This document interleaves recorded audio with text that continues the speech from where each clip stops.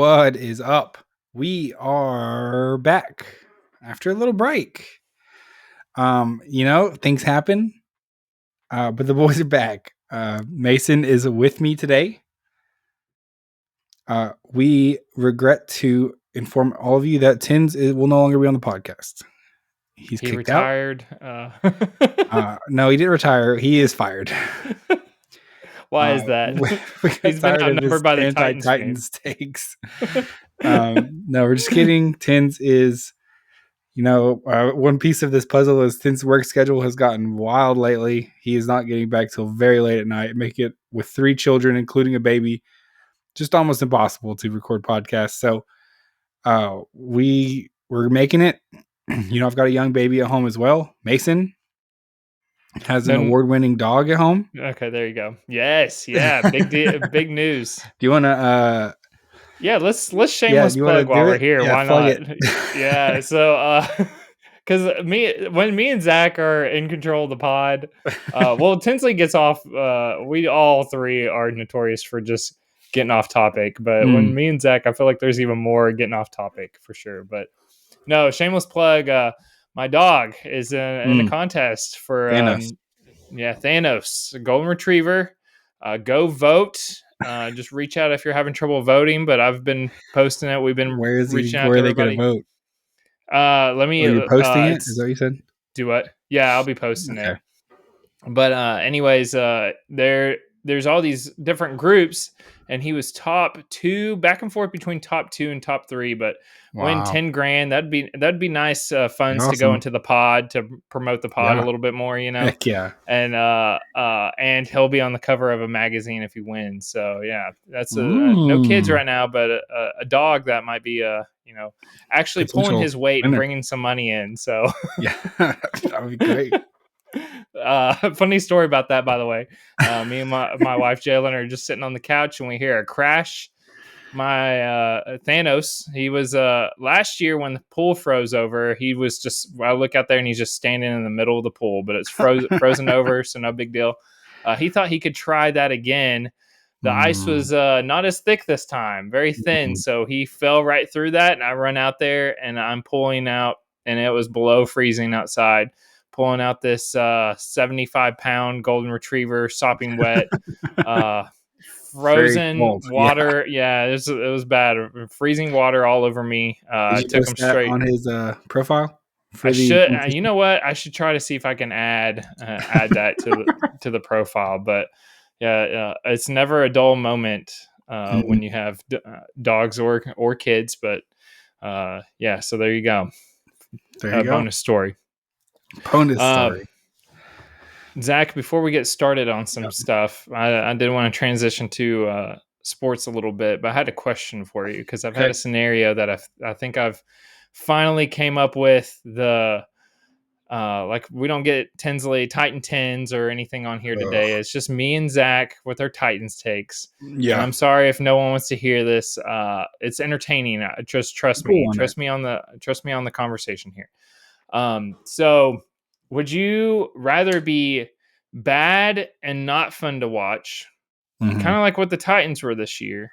Yeah. Or would you be a bad team and fun to watch, but still bad?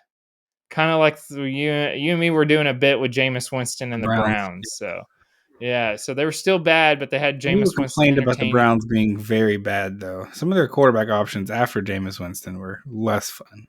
I was just wondering, and nobody was. I bet you if we look at the views, more people were watching when obviously Jameis Winston, it had to be, I'm sure. But that was the question is, would I rather be bad and not fun to watch or bad and fun to watch? Yes. Because right now, what was it? It was obviously a rhetorical question, but I feel like the Titans' options is be bad and not fun to watch, or be bad and fun. Yeah. So here's I don't know how much you've been keeping up with this at all. Yeah, a little bit. Let's start with the Titans firing their GM. Okay. So right now we still have Brian Callahan, and as our head coach, and we don't have a GM anymore. Yep. All right. So let's go back to whose options at GM. And everybody's been blowing up on social media about Louis Riddick. This is one of the big football Okay. heads at Okay. ESPN, and he did an interview for the Jets. Okay. He has also been rumored to do an interview for the Titans for a Mm. GM position. So if that's the case, and the Titans actually hired him, if you go back and look at Deion Sanders prime times tweets, things that he's been talking about, and he's been Okay. getting in the media here lately, he's a huge Louis Riddick guy. Mm. Huge. Big fan of Louis Riddick. He's hyping him Okay. up, saying he needs to be a GM somewhere. Titans hire Louis Riddick. Because Louis Riddick is there, who also has the first overall pick.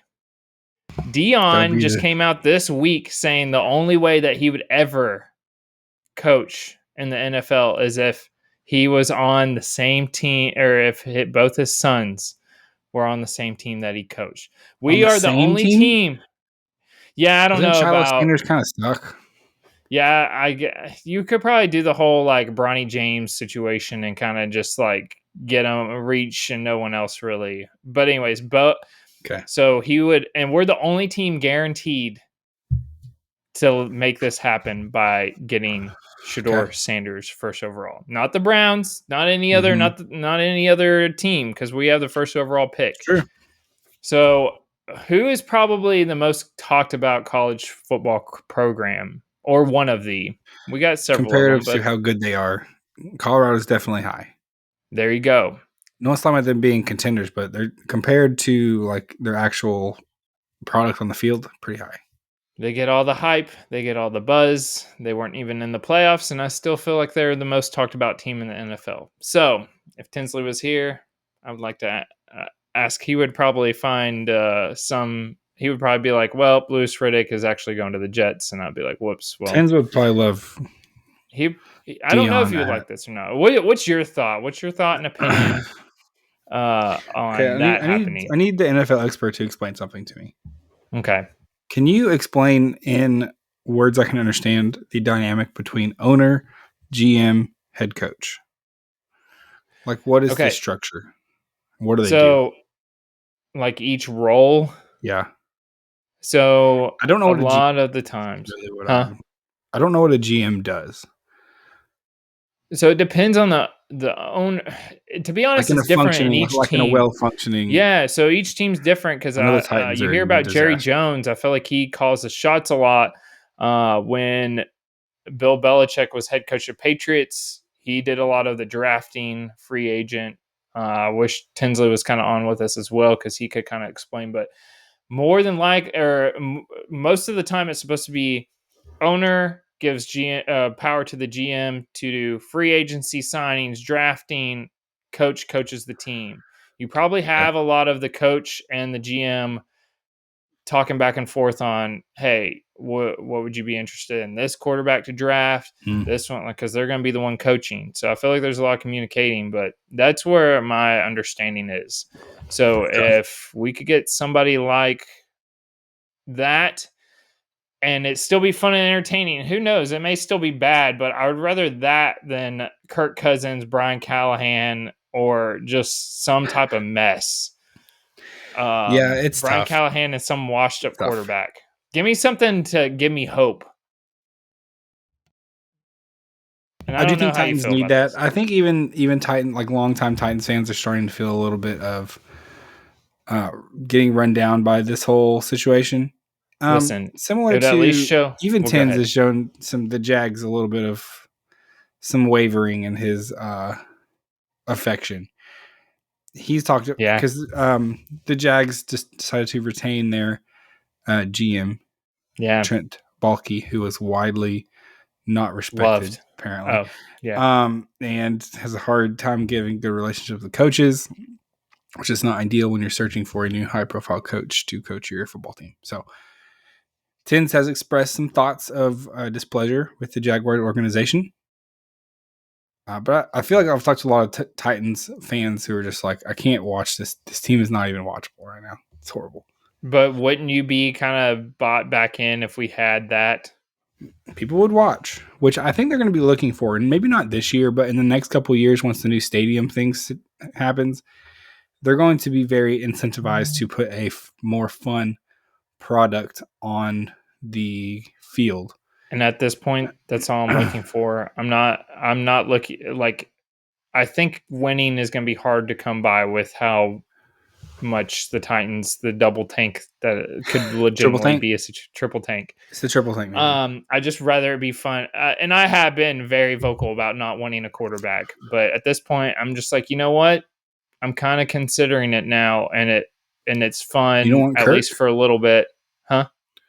Would you take Darnold See, I just feel like it'd eventually? be safe and maybe still boring. Like I feel like it's just set like getting some better, and we'll probably overpay him because I think his play That's fine. this season. You just go for it. I don't. Listen, As cheap much as rookie I've talked to the double quarterback. tank, I'm not sure the double tank is feasible. I think you would lose so many fans if you decided to do something like that on purpose. So how do you get him back? You pull a stunt like this that would get basically you're just redoing Colorado. Like think about nobody. I saw a picture of the season before Colorado before they had Dion, and it was nobody in the stand. Like it literally looks like Tennessee Tech home game, Oh or yeah, it like, was bad eh, for sure. and then they brought him in, and they still only won like the same amount of game, maybe a couple more. I don't remember. Mm-hmm. Yeah, a couple They were more. like a one-win Through. team before Dion came in. Oh, okay. So it He did bring a definitely couple went up. 5-star recruits, so that didn't hurt, But I'm just including saying his son. it rejuvenated the team, the fan base. It did. What's so bad about that? So there's my rant. I'm done. I had a little bit of a conspiracy. I kind of came up with this on my own. Maybe there's Biggest somebody else issues out with there that, this. yeah. One, I'm not sure Shedeur Sanders is going to be like an elite NFL quarterback. Would you take Cam Ward? Yes. I'm I think unsure Cam about Ward all of has them. a better potential to be like a very good NFL quarterback than Higher Shedeur upside. Sanders. It's hard to tell. I mean, Shedeur Sanders obviously looks good. Anyone would look better though throwing to Travis Hunter, the Heisman Trophy winner. And if you look at the amount of passes that went to Travis Hunter, it's very disproportionate. And so it's hard to say what would happen if you placed him on a team that didn't have a Travis Hunter on it. Like, what would that offense look like? It would be look much Let's different, just I get Travis guarantee. Hunter too. Okay, I'm being a little ridiculous, but Would you let's just take get him Travis too. Hunter first overall? Like, what do you? I know there's lots of options. I know there's an option to trade some picks away, which I think probably is the best option at this point. I've never I hated think one that. guy is not going to fix our program. I think we need a. I think we're volume shooters this draft. But what do you think is going to happen? Like, not what you would think should happen, what will happen. So what the Bears did with the Panthers and literally just cashing in big time on that trade that they ended up getting uh, Bryce DJ Young. Moore and Oh, where the Panthers got Bryce Young and then the Bears got Caleb Caleb Williams. Williams, DJ Moore. They hauled in a lot of picks. Well, now you just asked me what I think will happen. What I Yep. think will happen is I've heard a lot of chatter about Cam. What I want to actually Mm. happen is either the let's just make it fun and still be bad in the Shedeur Sanders, or actually just trade away all of our play the long game here. Like just trade it away and get a haul like the Get Bears like did. Just 12 second round picks let's do next year. it. Let's do it. Just get something ridiculous. Someone's gonna pay it. We've seen it before with a bunch of teams Well, that the do question this. is of how many teams like what are Cam Ward, Shedeur Sanders worth in the draft? What is Travis Because Hunter worth? I I mean, don't Travis know. Hunter is widely thought of as the number one overall pick, right? Never seen anything like this before. Being this good at two different positions. So who knows? Yeah, no Could one. he be? Could he help any franchise? Probably. Is But he the easy now, bet compared yeah. to some quarterbacks who played in some mid-tier leagues who may or may not translate to the NFL? Yes. I don't But know. here we are. The Here we are. Titans are on the clock. So Love it. Number one overall love it. pick is Here for it. always just pretty electric. Because you kind of have all off season to like that's what everybody's talking about, right? You're on the clock, you're in control. So it's kind of Oh like you yeah. get the off season for a little bit. I'm sure Tinsley knows he's been here before. So there's that. That was not a. I was not throwing a little jab at him. Listen, I do want to say he has been. This Titans tens Yeah. needs to I don't stop. want to call out Titan Tens while he's not here to defend himself. This guy Titan Tens is way more concerned about the Titans than he is about his own franchise. He Some might say he's a constantly just secret sends fan. stuff in text groups about trashing on the Titans, making fun of the Titans, seemingly just forgetting that his own franchise is in shambles. Fired their I head think that's coach. how he copes. I think it is truly his way to feel better about his own team is just to make fun of other programs. We're just minding our own business, and he comes in here we hot. both legitimately have like bottom 2 programs in the NFL, so I just don't know what are we doing? There The Jaguars just didn't tank as well as the Titans did. That's right. They won a couple games down the stretch. So shout out to the Jags for winning some meaningless games. Too good. Yeah, we'll see. I don't know. We don't know. Who knows? So we'll go ahead. So do we want to do a little college talk, or do we want to? You have some more stuff? let's do that, and then we can kind of break down the wild card. So obviously, y'all are receiving this on Friday, right? So we may or may not have a game going on while we're recording. Definitely.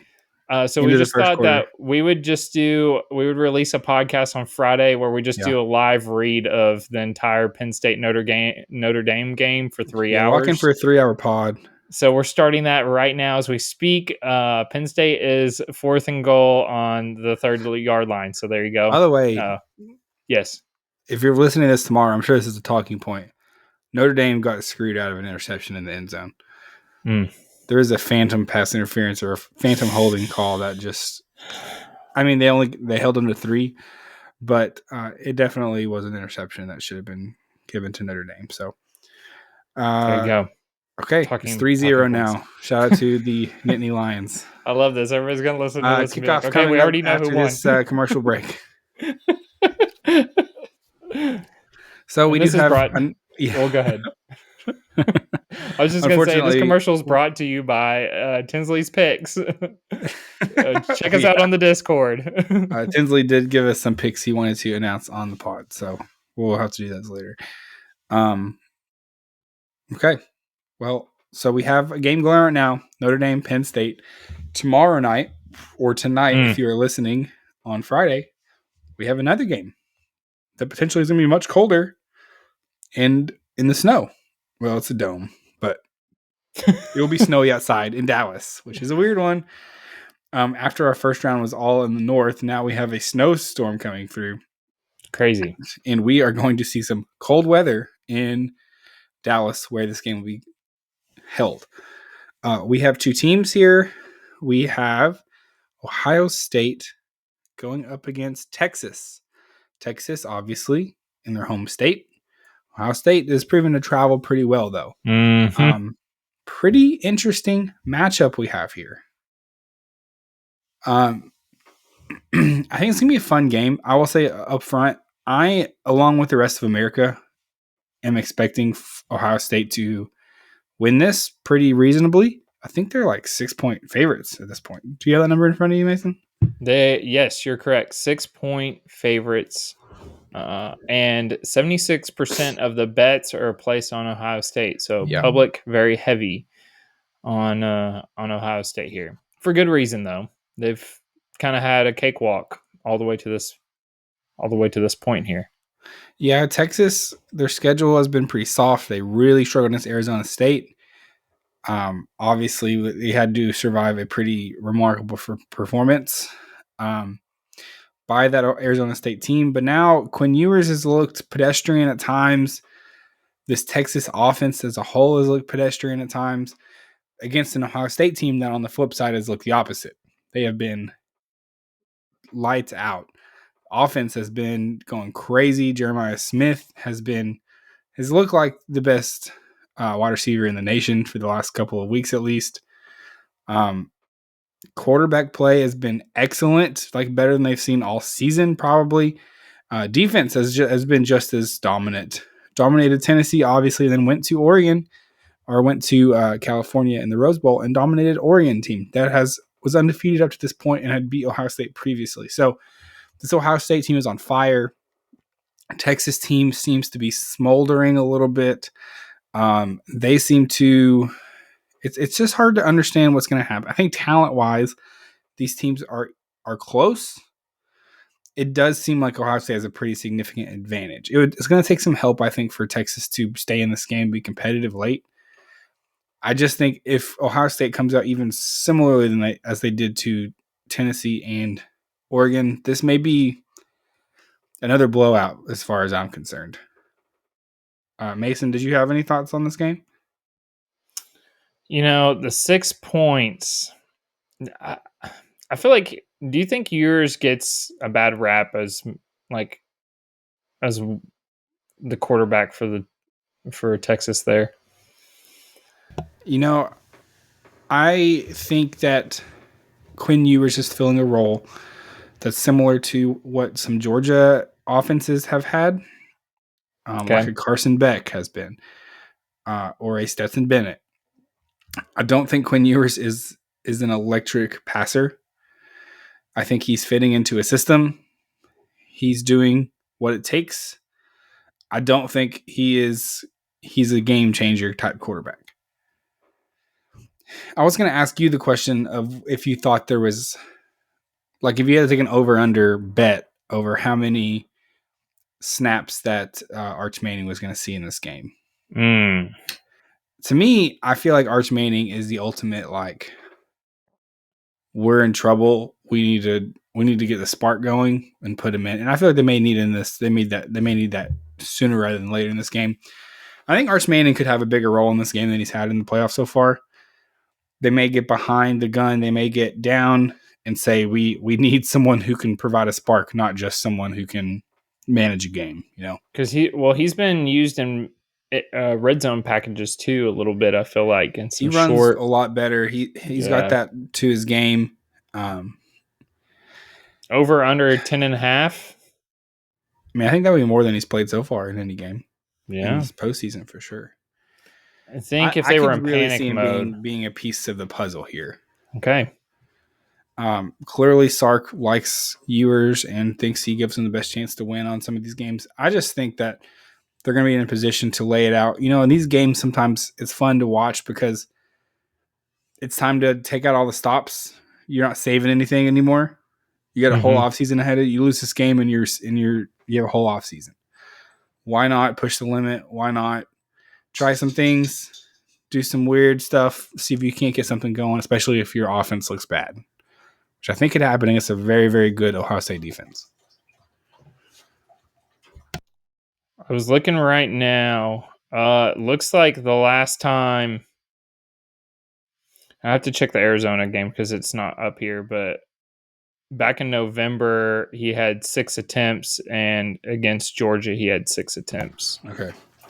Yeah, I mean, he played a good bit early on whenever Ewers was injured for a couple games. Yeah. Well, I guess I just meant recently. Right. No, He hasn't played very much at all, which is kind of shocking to me. I really thought they were going to use that 2-quarterback kind of system some to just change up their offense, make opposing defenses have to plan for 2 guys and not just one. And they just haven't done a lot of it. Like you said, they've been in wild card or red zone packages more than kind of your normal sets. They haven't put them in very many of those. So, yeah, I think that could be a big piece, though. I think Arch Manning could be a game changer if coming in and makes a big plays. They might need him to do that, honestly. He didn't play a single snap in against Arizona. Okay.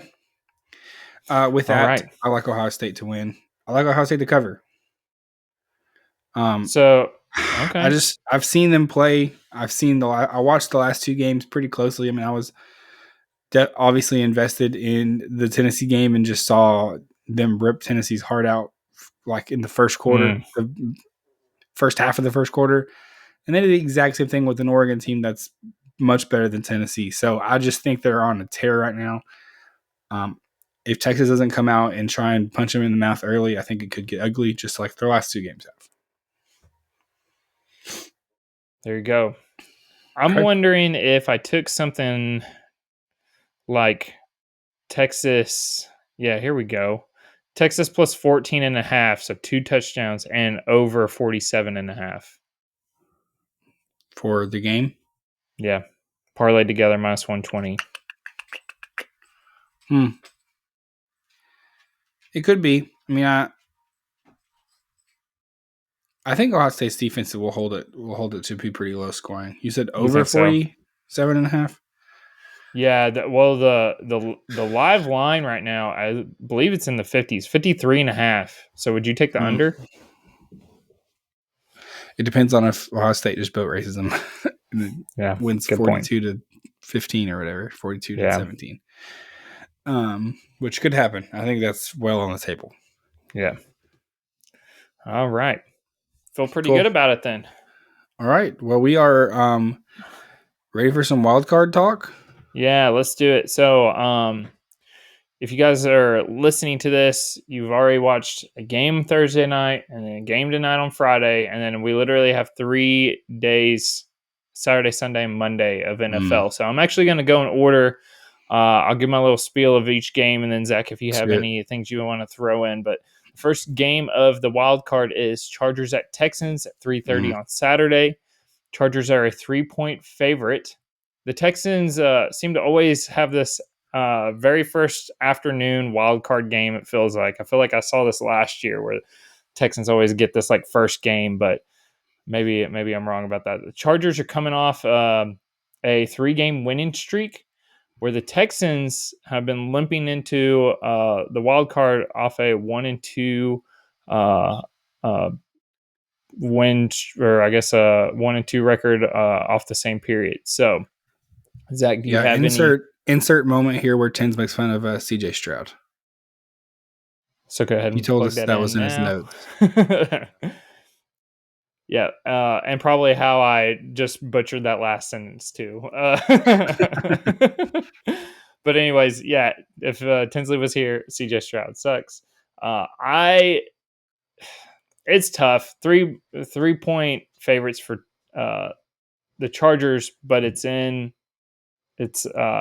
the Texans. I kind of want to go Texans here. Do you have any thoughts, comments, questions? Tens has the Chargers to cover. Yep. I do think the Texans. I might go the other way.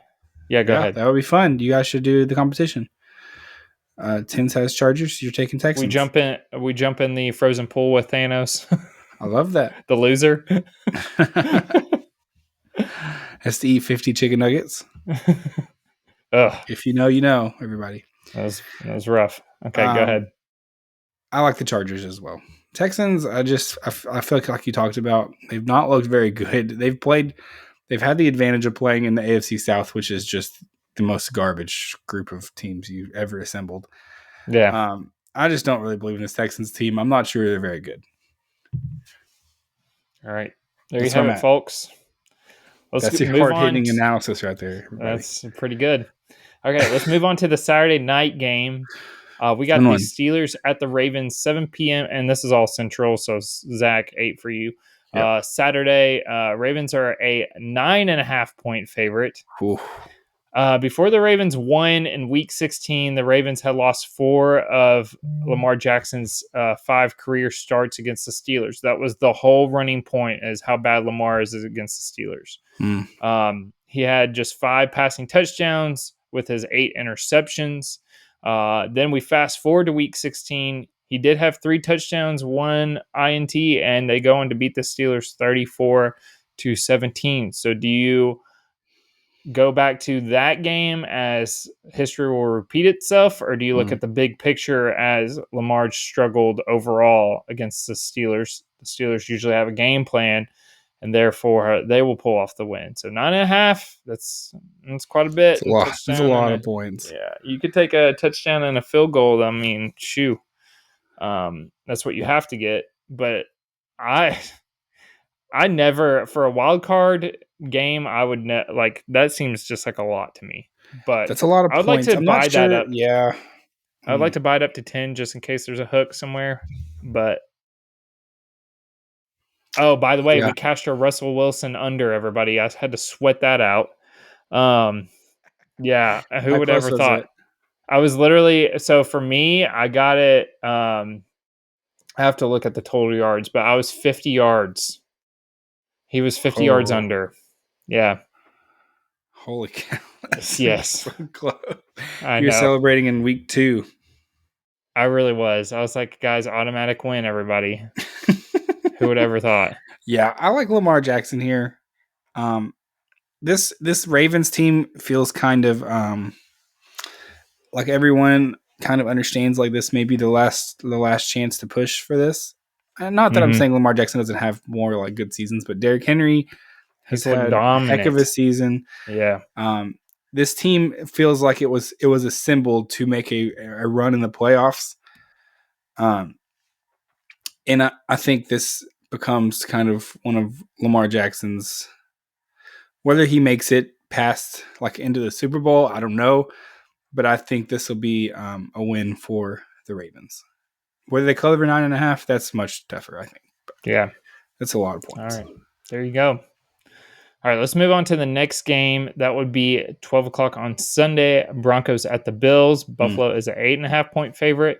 I want to look at the defensive side of the ball here real quick. The Broncos pass rush is the strength of the team. Denver led the NFL with 63 sacks, 9 more than any other team. On the flip side, the Bills have allowed just 14 sacks. That is 8 fewer than any other team. That's the key of the game for me. If the Broncos can get to Josh Allen and disrupt him, which not really any team has done before this season, at least, I feel like the Broncos could actually have a chance if they keep up with the pass rush that they have done this whole season. What you thinking here? And Interesting. Bo Nix, I mean, do it. He's been good, Bo Nix. Loaded up against the Chiefs. The Chiefs would put up their best effort in that last game of the season. So shout out to Bo Nix for just carving up that Chiefs defense. Really good. Josh Allen, electric, MVP, possibly. MVP, probably, maybe. He was the favorite going in, and then Lamar kind of cut into that deficit a little bit. So When does MVP voting happen? Like, is it the end of the season, or is it soon? should be net. Yeah, it should be soon. I know the awards usually go on like right before the Super Bowl or right around Pro Bowl, somewhere Okay. around there. I like the Bills here. Okay. I just think that He's got the favorite so far. Nothing could possibly go wrong. no, I have the Chargers over the Texans. Or Chargers Chargers are a favorite. 3-point favorite. I always bet the favorites, Mason. Yeah, you're Look, right. what was it? 9.5 points. 9 points. For That's Broncos two and pretty Bills, it's crazy. 8.5. Okay, 8.5. That's some crazy lines for some NFL playoff games. What I would really love to do is just buy up the points to like plus 21 for Yeah. the Steelers and the Broncos and parlay it together. Like What would plus you get it at? 21. I don't know. I'd have to look and see what Okay. that would equal. So Let's I do the move math on and then I'll first. kind of look that up. Did Okay. you have any other? I love the Bills. Josh Allen. Okay. There you go. All right. Next game will be the afternoon game. Packers at the Eagles on Sunday.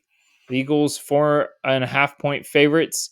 The big question for me, which is kind of looking like it's not really a problem anymore, but Jalen Hurts has been out and missed 2 straight games, I know suffering the about that. concussion.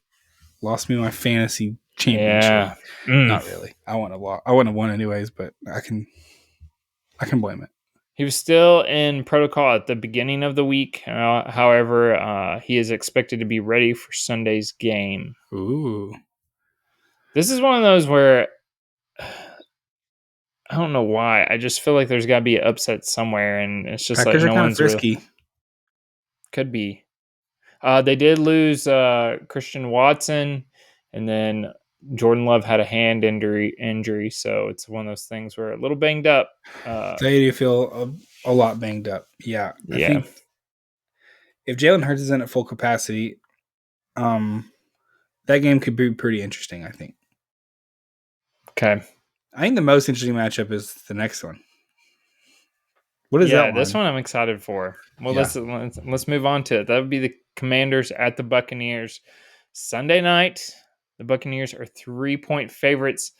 So Jaden Daniels has been on fire. He Mm-hmm. set the rookie quarterback record for 891 rushing yards, which uh, on the Commanders, and then he also led passer rating 100.1, which was fourth among rookies ever.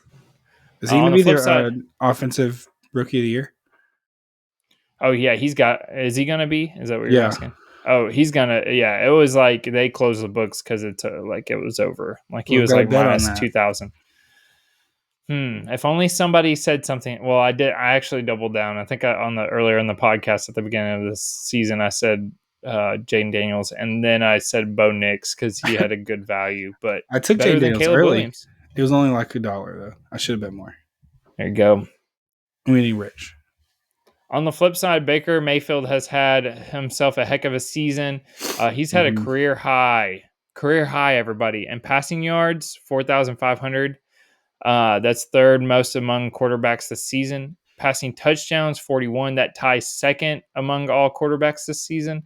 So he's had career best in both of those. So he's looked the best that he has, and they got the win.